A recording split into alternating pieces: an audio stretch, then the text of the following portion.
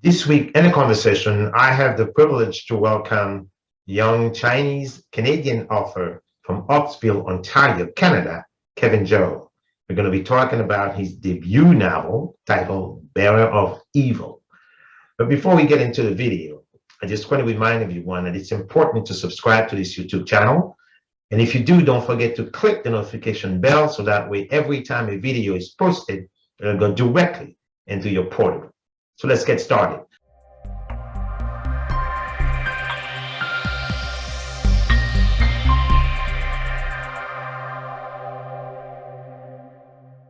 Again, my name is Dr. Ardain Isma, and I'm here with Kevin Zhao, an interesting young writer from Oakville, Ontario, Canada. We're going to be talking about his debut novel, fantasy novel titled Bearer of Evil. So Kevin, welcome to the conversation. Thank you so much for having me, Dr. Isma. I also wish to acknowledge that I am joining you today from the traditional and unceded territories of the Mississaugas of the Credit First Nation. Beautiful. Okay, so Kevin, so would you please tell the viewers of CSMS Magazine who is Kevin Zhao? Well, I would say Kevin is a 12-year-old Chinese Canadian author who lives in Oakville, Ontario, Canada. Kevin is enhanced by the idea that anyone can write. Kevin's favorite quote is "Literacy has no limits." Besides being an author, Kevin is also a bookworm, a student, a math enthusiast, an architect, an artist, a cyclist, a pizza lover, a club president, and I would say an advocate. Advocate for what, Kevin? I usually I advocate for all sorts of things. I usually advocate for equality, especially anti-ageism, because there are many ideas that children shouldn't write, but I think that's wrong. So I advocate for the idea that children could write just as adults. Beautiful. So Kevin, listen.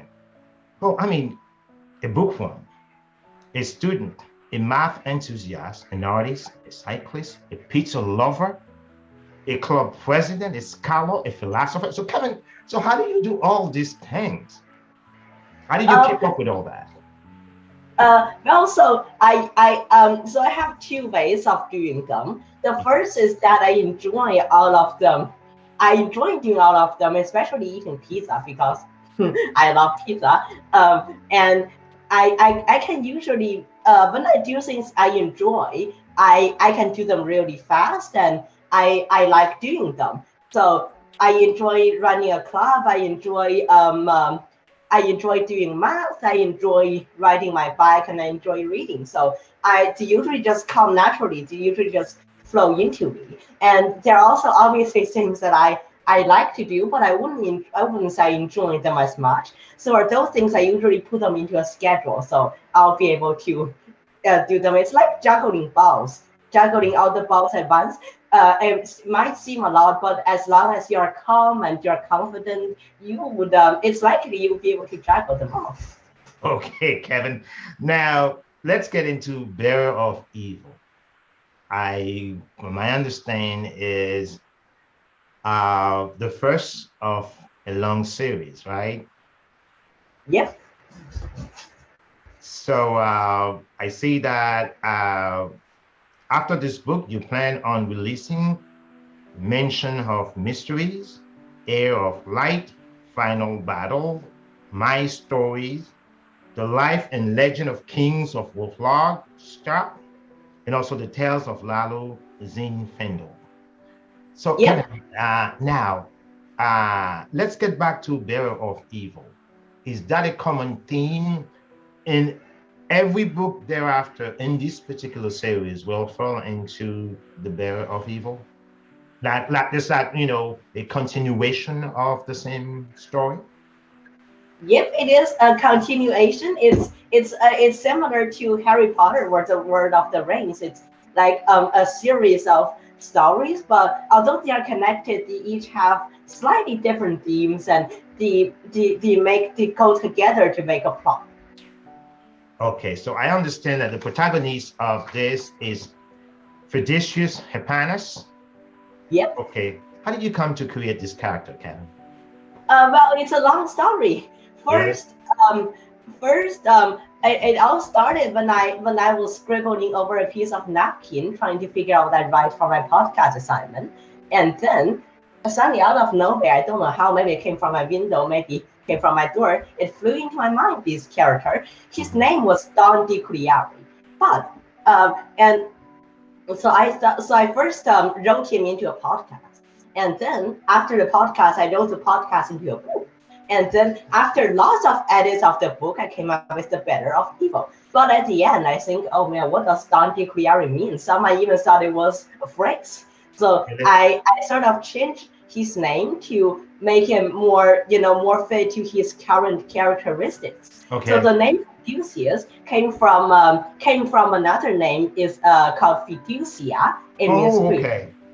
And yeah, and then the Hapanas, it is the anglicized version of the Hebrew word Hapanas, which means light, because he is the hair of light. So, and he likes fruit just like me because he is kind of based on me. So, yep, that's how I came up with him.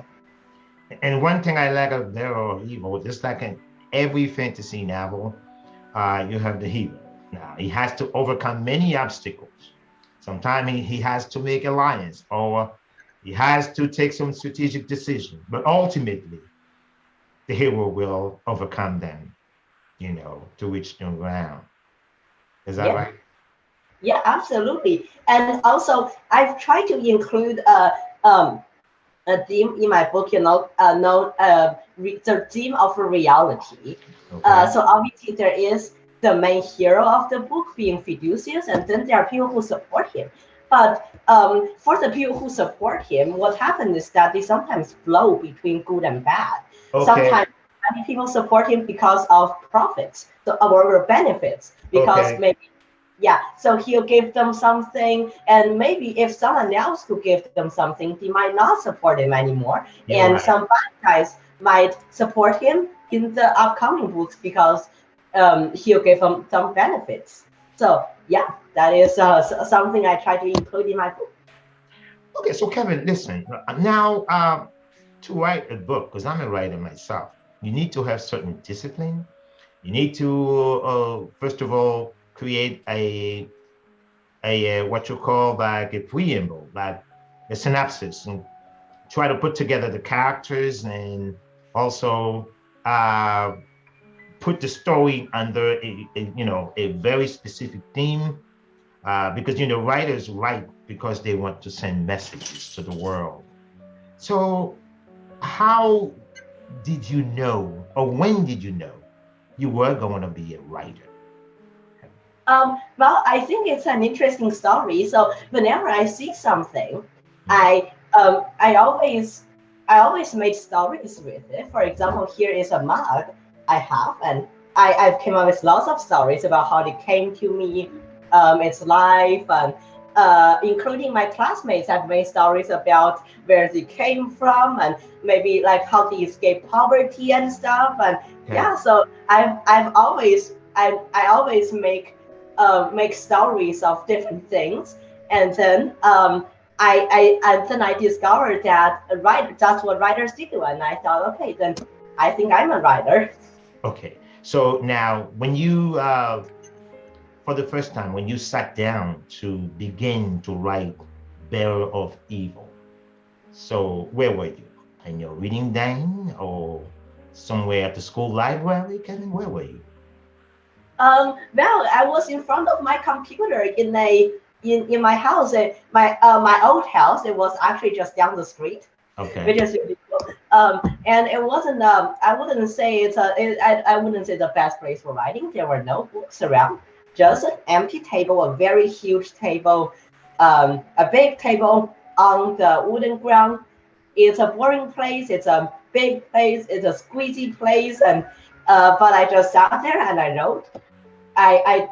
So I just concentrated on my computer. I didn't Uh-huh. think of anything else, and I just wrote. So yeah. Uh, Character building is a great strategy in writing fiction. So how did you speak, or did you get some advice with group of writers or mom and dad, or how did you build your characters? So I build my characters by applying certain traits of myself and those around me to them. For example, I like books, so I build a character who like books, and I also build a character who is like whenever they bump into something, do you think that that thing bumps into them? So I build different characters based on the traits of those around me mainly, and I also looked up some tips online to about what traits should the character have. You know, like are they good, are they bad, and stuff. So yeah, that's mostly how I build my character. Wow. So Kevin, I can see that you were invited by the indigenous community in your area. Was that right? Yep. It's So yeah, yeah. you felt very grateful for something you write about, grateful to the indigenous leaders. So who actually they invited you to come to talk to them, or because I know the Amerindians, there are many communities in Canada. So how did you get to be invited by the indigenous leaders, Kevin? Well, it's a long story. It all started with the with because you know where I live, Okay. um, it is a traditional land of the indigenous people. Although Okay. people sometimes don't recognize that and they don't believe it. Long ago before I came here, before anyone came here, indigenous people they were here first, and Exactly. yeah, and then and then they permitted others to come here. I mean, Okay. obviously, there is a very sad European invasion, which I think is absolutely wrong. But they allowed us to come here, and they just welcome us to the land because you know we are all newcomers, and they welcome us to the land. So although they might not have came to me and said, "Hi, Kevin, welcome to all of you," they did in bigger actions and for an in to a more general group welcome us to the land. So I'm thankful. So you know what, Kevin? It sounds like as you grow, you will probably write more genre in literature than just writing fantasy. Because I'm listening to you, and I remember you said that you would love to become a politician and to be one of the representatives in the Canadian Parliament. And when you grew up, do you plan on taking the cause of the Indigenous people in Canada? Pardon? Sorry, I mean, do you plan on supporting the Indigenous people as you get older, and will that reflect in your writing too? Absolutely. Actually, I'm actually thinking about involving indigenous culture in my book, and it would be a very you know abstract representation. I wouldn't say indigenous people are invaded. It's more like maybe I will give them a different name and then Okay. give them some identities, but the theme is the same. And I'm definitely thinking about supporting indigenous people through my writing. I'm even thinking of writing a book about an indigenous person who is being discriminated or their stories. And if I become MP, like if that somehow happens, I'm thinking about passing a bill that will that will make indigenous languages official languages of Canada. But if that ever happens, You know what, Kevin? I was so impressed last Sunday when I saw so many important personalities in your release and the book release on Sunday, including the mayor of Oakville. So, Kevin, how do you get to contact all these people? Your parents did that for you? nope, I did it myself. You I did. I will I was very scared, you know. I definitely wouldn't say I'll be able to do it if it's in person, but since it's an email, I've written everything, the entire invitation, and I copy and paste it into an email. I wrote down the mayor's name instead of hello, and Okay. then I just click send, and then I close email, I close everything, and then I close my eyes and I lay on my bed and Yeah, diversity and different climate is really cool.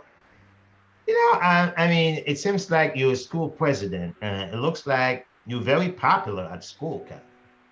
Well, I wouldn't consider myself that popular. I mean, the people sometimes say I talk too much. Sometimes like sometimes I talk too much, and I try to I sometimes communicate in a way that not many people appreciate. So, but yeah, Really? I'm getting more popular. People But people some Kevin, you can't be a school president without being popular. So you may not recognize it, but you are indeed a popular student. Thank you so much. I'm not. I don't know though. I mean, like they sometimes really like the work I'm doing, but I wouldn't say like I only have a few friends. That's for sure. Like yeah. Okay, Kevin. My last question: if there's any lesson you would want to give to a young person like you who would want to embark upon a journey to teach the world using his pens, so what lesson would it be, Kevin? Literacy has no limits. Definitely that one. It is what I say to everybody I know who wanted to write but haven't made up their minds yet, who thought, hey, maybe I shouldn't write, maybe I'm too old, maybe I'm too young, I don't speak English, or maybe I things like that. And I try to encourage them because I know that literacy really has no limits. Anyone can write. Beautiful. So with that, I'm just going to say it's been such a pleasure to receive young writer Kevin Zhao from Oakville, Ontario, and the conversation. I'm honored to be here. Thank you so much for having me.